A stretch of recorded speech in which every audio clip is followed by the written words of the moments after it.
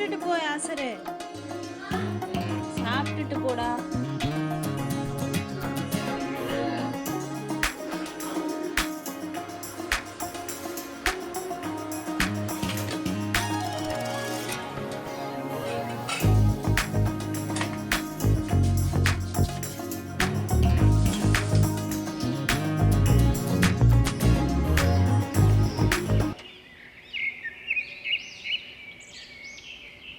அஸ்ஸலாமு அலைக்கும். எப்பயும் நம்ம 1 மணி நேரம் லஞ்சு தான் நம்ம பார்த்துருப்போம். இப்போ வந்து நிறைய பேர் கேட்டிருந்தனால நான் பிரேக்ஃபாஸ்ட் டைமை ஆட் பண்ணியிருக்கிறேன்.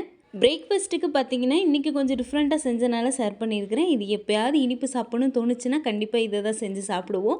அப்படி இல்லைன்னா கூழ் கஞ்சி தான். இது ரெகுலராக நம்ம வீடியோ பார்க்குறவங்களுக்கு தெரியும்.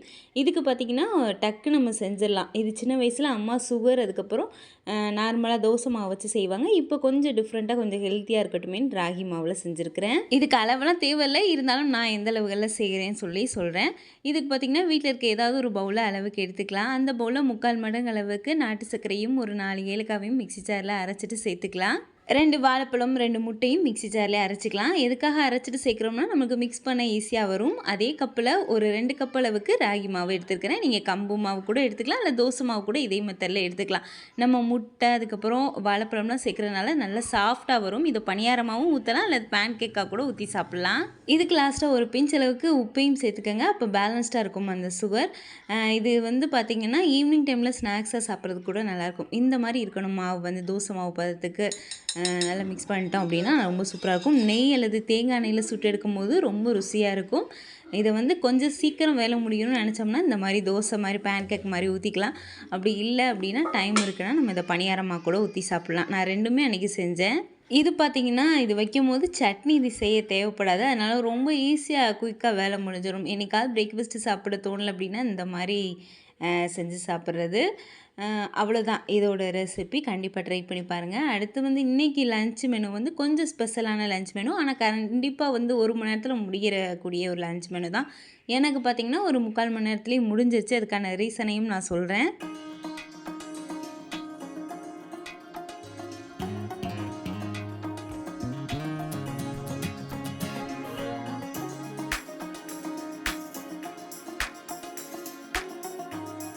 இந்த பேன் கேக் வந்து குழந்தைங்களுக்கு ரொம்பவே பிடிக்கும். இதுக்கு பார்த்திங்கன்னா ஹனியை கூட மேலே வந்து ஸ்ப்ரெட் பண்ணி சாப்பிட்லாம், நல்லாயிருக்கும். ஆனால் இதிலே இனிப்பு சேர்த்துருக்கனால தேவையில்லை. குழந்தைங்களுக்கு விருப்பத்துக்கு தேவை அப்படின்னா பார்த்திங்கன்னா ஹனி சேர்த்துக்கலாம். நம்ம முட்டையெல்லாம் சேர்த்துருக்கனால செம்ம சாஃப்டாக இருக்கும். கண்டிப்பாக ட்ரை பண்ணி பாருங்கள். இப்போ கடகடன்னு லஞ்சை வந்து ஸ்டார்ட் பண்ணிடலாம். ஃபஸ்ட்டு எடுத்தோன்னே குக்கரில் சாதம் வச்சுட்டேன். இது வந்து வடிக்கிற சாதம் தான், அதனால் குக்கரை வந்து விசில் எடுத்துகிட்டு அப்படியே வந்து வச்சுக்கலாம். இது வந்து கொஞ்சம் பார்த்துக்கிட்டே இருக்கணும். அது விசில் காற்று வரும்போது நம்ம சிம்மில் வைக்கணும் இல்லையா, அதனால் பார்த்துட்டே இருக்கணும். அதனால் கொஞ்சம் பக்கத்தில் இருக்கணும். அதனால் பக்கத்தில் இருக்கும் போதே மற்ற வேலைகளை எல்லாமே பண்ணிக்கலாம். இன்றைக்கி பார்த்திங்கன்னா ராட் 1/2 கிலோ, அதுக்கப்புறம் நகர மீன் 1/2 கிலோ வாங்கிட்டு வந்திருந்தாங்க. நகர மீன் அங்கேயே க்ளீன் பண்ணிட்டு வாங்கிட்டு வந்துட்டாங்க. எப்பயுமே பார்த்திங்கன்னா எந்த மீனாக இருந்தாலும் அங்கேயே வந்து க்ளீன் பண்ணி தான் வாங்கிட்டு வர சொல்லுவேன். ஏன்னா கொஞ்சம் டைம் எக்ஸ்ட்ரா ஆகும் அதுக்குன்னே.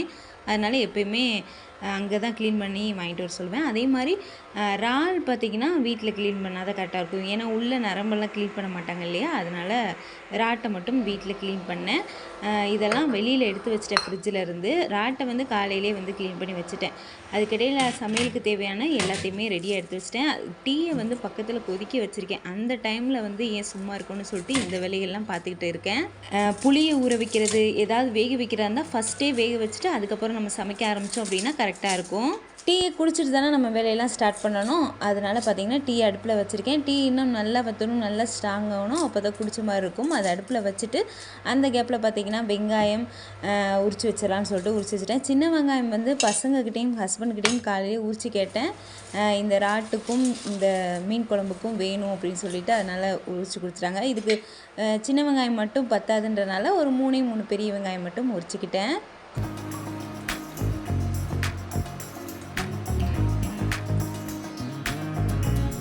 இப்போ வந்து குடிச்சிட்டு வந்தாச்சு. கரெக்டாக வந்து வேலையை ஸ்டார்ட் பண்ணிடலாம். கரெக்டாக எனக்கு 3/4 மணி நேரத்துலேயே வேலை முடிஞ்சிருச்சு. இந்த மீன் குழம்பு மட்டும் நல்லா கொதிச்சா தான் அந்த திக்னஸாக இருந்தால் தான் எங்கள் வீட்டில் எல்லாருக்கும் பிடிக்கும். கொஞ்சம் தண்ணியாக இருந்தால் சில பேருக்கு பிடிக்கும் இல்லையா? எங்கள் வீட்டில் கொஞ்சம் திக்காகணும், அப்போ தான் பிடிக்கும். அதனால் ரொம்ப நேரம் வற்ற விடுவேன் நான். அதனால் ஃபஸ்ட்டு எடுத்தோடனே மீன் குழம்புக்கான வேலைகளை வந்து செஞ்சிடலான்னு சொல்லிட்டு கட் பண்ணிக்கிட்டு இருக்கேன். வெங்காயம் வந்து ஊற்றி வச்சுட்டு போனோம் இல்லையா, அதை வந்து கழுவிட்டு ஃபஸ்ட்டு கட் பண்ணிக்கலாம்.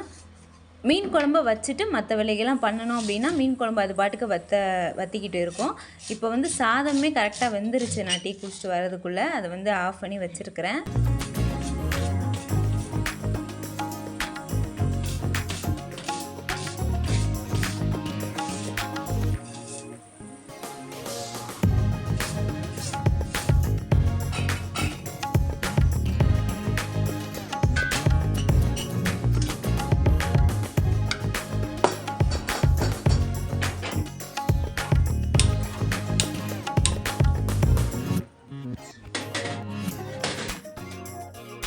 மண் சட்டியில் தான் மீன் வைக்க போகிறேன், மீன் குழம்பு. அது பார்த்திங்கன்னா மண் சட்டி கொஞ்சம் காய்கிறதுக்கு டைம் ஆகும். நல்லா காய வச்சுட்டு அதுக்கப்புறம் எண்ணெய் சேர்த்து எண்ணெய் நல்லா காய்ஞ்சதுக்கு பின்னாடி மற்ற பொருள்லாம் சேர்க்கும் போது தான் நம்மளுக்கு சீக்கிரம் வதங்கி வரும். ஃபஸ்ட்டே நம்ம காய்கிறதுக்குள்ளே கடாய் காய்கிறதுக்குள்ளே நம்ம எண்ணெய் ஊற்றிட்டோம் அப்படின்னா எல்லாமே லேட் ஆகும். அதனால் ஃபஸ்ட்டு எடுத்தோன்னே நல்லா காய வச்சுட்டு அடுத்தடுத்த ப்ராசஸ் நம்ம வந்து பண்ணலாம். அந்த டைமில் பார்த்திங்கன்னா கொஞ்சம் அது காய்கிறதுக்குள்ளே இந்த முருங்கைக்காய் வந்து கட் பண்ணிக்கலான்னு கட் பண்ணிக்கிட்டேன்.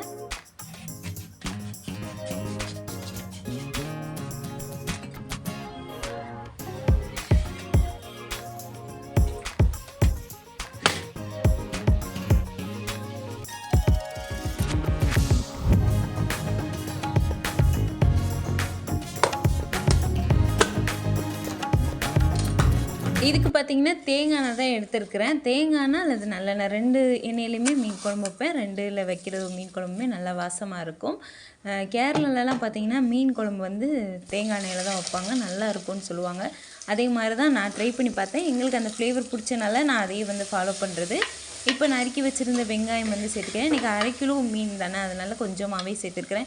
ஒரே ஒரு பெரிய வெங்காயம் கட் பண்ணி சேர்த்துருக்கிறேன். அதுக்கப்புறம் ஒரு 20 சின்ன வெங்காயம் சேர்த்துருக்கிறேன். சின்ன வெங்காயத்தை முழுசாகவே சேர்த்துருக்கேன். அது வதங்கிறதுக்குள்ளே பார்த்திங்கன்னா இதுக்கு தக்காளி பேஸ்ட்டு வந்து ரெடி பண்ணிக்கலாம்.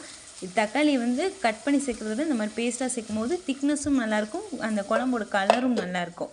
அதனால் பார்த்திங்கன்னா ரொம்ப பேஸ்ட்டாக இருக்காமல் இந்த மாதிரி 1 2 அரைச்சிக்கலாம். இன்னும் வதங்கிக்கிட்டு இருக்குது. அது வதங்குற டைமில் நம்ம அரைச்சிட்டு வந்தாச்சு. இந்த சைடு வந்து ராட்டுக்குமே வந்து தாளிச்சுட்டுலாம். ராட்டு வந்து வெறும் வெங்காயம் போட்டு தான் இன்றைக்கி வந்து செய்ய போகிறேன். அதனால் வெங்காயம் ரெடியாக இருக்கு இல்லையா, அதனால் ராட்டையுமே வச்சு விட்டுறலான்னு சொல்லிட்டு வச்சிட்ருக்கேன். இதுக்குமே பார்த்திங்கன்னா மிச்சம் இருக்கிற வெங்காயம் எல்லாமே சேர்த்து நல்லா வதக்கிக்கிறேன். இதுக்குமே பார்த்திங்கன்னா 20 சின்ன வெங்காயம் எடுத்துருக்கிறேன். அதுக்கப்புறம் ஒரு 2 பெரிய வெங்காயம் எடுத்துக்கிறேன். அது வதங்குறதுக்குள்ளே இந்த சைடு வந்து வெங்காயம் நல்லா வதங்கிருச்சு. இந்த நம்ம அரைச்சி வச்சுருந்த தக்காளியும் சேர்த்து வதங்க விட்டுருக்கேன். நம்ம பாதியில் விட்டுட்டு போனேன் அந்த கட் பண்ணுற வேண்டிய ப்ராசஸை வந்து பண்ணிகிட்டு இருக்கேன். முருங்கைக்காய் கட் பண்ணிவிட்டேன். அடுத்து வந்து மாங்காய் பாதியோடு விட்டுட்டு போயிருந்தேன். அதை வந்து கட் பண்ணிக்கலாம் அது வதங்குறதுக்குள்ளே.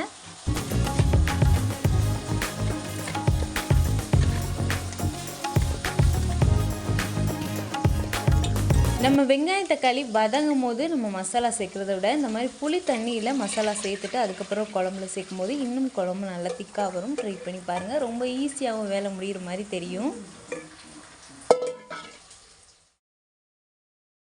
இப்போ லெமன் சைஸ் இருக்கிற புளியை நல்லா கரைச்சிட்டு எடுத்துருக்கிறேன். இதில் 2 டேபிள் ஸ்பூன் அளவுக்கு காஷ்மீரி மிளகாய் தூளும் 2 டேபிள் ஸ்பூன் அளவுக்கு குழம்பு மிளகாய் தூளும் சேர்த்துருக்கிறேன். இப்போ புளி கரைச்சி வச்சது அந்த மசாலா தண்ணியை சேர்த்துட்டு நல்லா மிக்ஸ் பண்ணிக்கலாம். ஃபஸ்ட்டே உப்பு சேர்த்துட்டேன் வெங்காயம் வதங்கும் போது, அதனால் திருப்பி சேர்க்கலை. இந்த சைடு வந்து மீடியம் ஃப்ளேமில் வச்சுருந்தேன். வெங்காயம் நல்லா வதங்கிருச்சு. இப்போ இதில் 1/2 கிலோ ராட்டையும் சேர்த்துட்டு இதில் கொஞ்சமாக கருவேப்பிலை சேர்த்துக்கலாம். இதுக்கு மசாலா எதுவுமே நம்ம சேர்க்க போகிறதில்ல, மிளகாய்த்தூள் மட்டும்தான். ஆனால் ரொம்ப டேஸ்ட்டு சூப்பராக இருக்கும். நீங்கள் நிறைய மசாலா போட்டு வைக்கிறத விட இதுக்கு வந்து காஷ்மீரி மிளகாய் தூள் சேர்த்துக்க. அது காரம் கம்மியாக இருக்குன்றதுனால பார்த்திங்கன்னா கொஞ்சம் எக்ஸ்ட்ரா ஒரு 4 டேபிள் ஸ்பூன் அளவுக்கு சேர்த்துட்டு நல்லா மிக்ஸ் பண்ணி தண்ணியெல்லாம் சேர்க்காமல் அப்படியே மூடி வச்சிடலாம். இஞ்சி பூண்டு மஞ்சத்தூள் அதுக்கப்புறம் நிறைய வந்து சேர்ப்போம் இல்லையா, அந்த மாதிரிலாம் சேர்க்கலை. வெறும் வெங்காயம் மிளகாத்தூள் தான் இதுக்கு தேவையானது. அவ்வளோ டேஸ்ட்டாக இருக்கும். வெங்காயம் கொஞ்சம் எக்ஸ்ட்ரா சேர்க்கும் போது ஃபைபருக்காக ஏதாவது செய்யணும்னு சொல்லிட்டு நான் வந்து சுண்டக்காய் துவையல் தான் செய்ய போகிறேன். சுண்டக்காயில் நிறைய ஃபைபருக்கு எவ்வளோ சத்து இருக்குதுன்னு நம்ம போன வீடியோலேயே நம்ம பார்த்தோம் இல்லையா. அதனால் இப்போ அடிக்கடி ஏதாவது ஒரு வகையில் இதை வந்து செஞ்சுக்கிறது. இதை வந்து இப்போ துவையல் செஞ்சுக்கலாம் அதெல்லாம் ரெடி ஆகிறதுக்குள்ளே.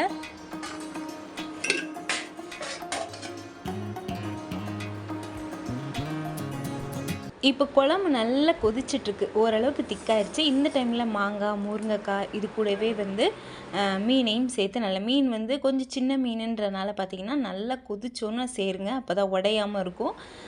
பார்த்திங்கன்னா இந்த மாதிரி எல்லாத்தையுமே சேர்த்து அப்படியே மூடி வச்சு மீடியம் ஃப்ளேமில் வச்சிட வேண்டியது தான். ரெண்டும் அது பாட்டுக்கு ரெடி ஆகட்டும்.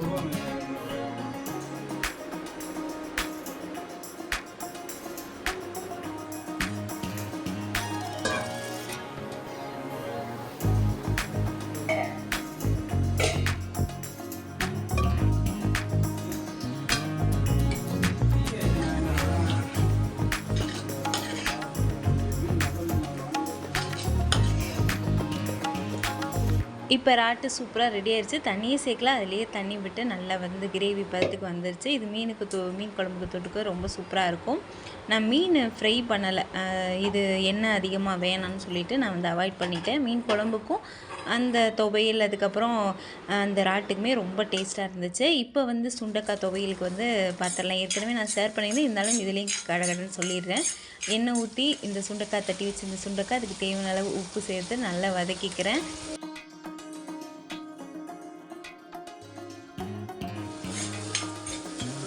இப்போ நான் வந்து ஒரு 2 கைப்பிடி அளவுக்கு சுண்டக்காய் எடுத்திருந்தேன். அதை நல்லா வதங்கிருச்சு. இதை தனியாக எடுத்து வச்சுட்டு இந்த வதங்குற டைம்லேயே பார்த்தீங்கன்னா நான் வந்து தேங்காய் வந்து சில்லு எடுத்து வச்சுட்டேன். இப்போ அதே எண்ணெயிலே கடலைப்பருப்பு 2 டேபிள் ஸ்பூன் போட்டு நல்லா பொரிய விட்டுருக்கேன். இது நல்லா பொரியட்டும். பொரியறதுக்கு கொஞ்சம் டைம் ஆகும். இது கூட வந்து நிறைய சின்ன வெங்காயம், தேங்காய் சேர்த்துக்கலாம். தேங்காய் அதிகமாக சேர்க்கும் போது அதோட கசப்பு தெரியாது, டேஸ்ட்டு ரொம்ப சூப்பராக இருக்கும். பசங்களுக்கு வெறும் சாதத்தில் இதை போட்டு மிக்ஸ் பண்ணி நெய் ஊற்றி கொடுக்கும்போதே நல்லா விரும்பி சாப்பிட்றாங்க. அந்த நெய்யோட வாசத்துக்கும் இந்த தேங்காய் சேர்க்கறதுக்கும் ரொம்ப சூப்பராக இருக்குது. இந்த சுண்டக்காய் சேர்த்துக்கோன்றதே தெரியாது, அந்தளவுக்கு ரொம்ப ருசியாக இருக்கும். இதுக்கு வரமிளகா சேர்த்தும் நம்ம அரைக்கலாம், அப்படி இல்லைன்னா பச்சை மிளகாய் சேர்த்து கூட அரைக்கலாம். இதை சட்னியாக யூஸ் பண்ணுறாருந்தா லாஸ்ட்டாக நம்ம தாளிக்கலாம். துவையல்னால் அப்படியே நம்ம வந்து தாளிக்காமல் அப்படியே நம்ம துவையல் மாதிரி அரைச்சிட வேண்டியது தான். இது கூட வந்து பார்த்திங்கன்னா இப்போ நல்லா வதங்கிருச்சு. தேங்காவையும் நல்லா கட் பண்ணியாச்சு. இப்போ தேங்காவையும் சேர்த்துக்கலாம்.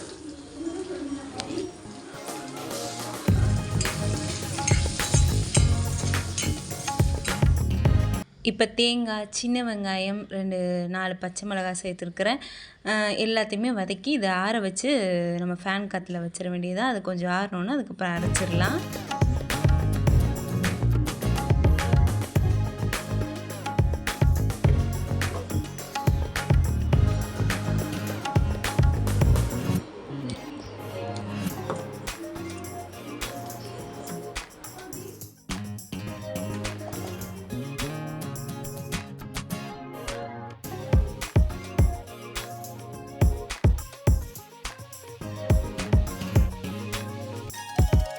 மீன் குழம்புனாலே ரொம்ப ஈஸி தான். அதனால் இதை வச்சோம் அப்படின்னா 2 நாளைக்கு எனக்கு வந்து குழம்பு பிரச்சனை இல்லை. ஏன்னா 2 நாளைக்கு சேர்த்த மாதிரி வைக்கிறதுனால அவ்வளோதான். இப்போ ரொம்ப ஹெல்த்தியான லஞ்ச் ரெடி ஆயிடுச்சு. இதே மாதிரி நிறைய யூஸ்ஃபுல் வீடியோஸ் நம்ம சேனலில் வரப்போகுது. எல்லாத்தையும் மிஸ் பண்ணாமல் பார்த்துட்டே இருக்கணும்னா யாசின் அனுஃப் சேனலை சப்ஸ்கிரைப் பண்ணுங்கள். நான் போகிற ஒவ்வொரு வீடியோவும் உங்கள் மொபைலுக்கே தேடி வந்துடும்.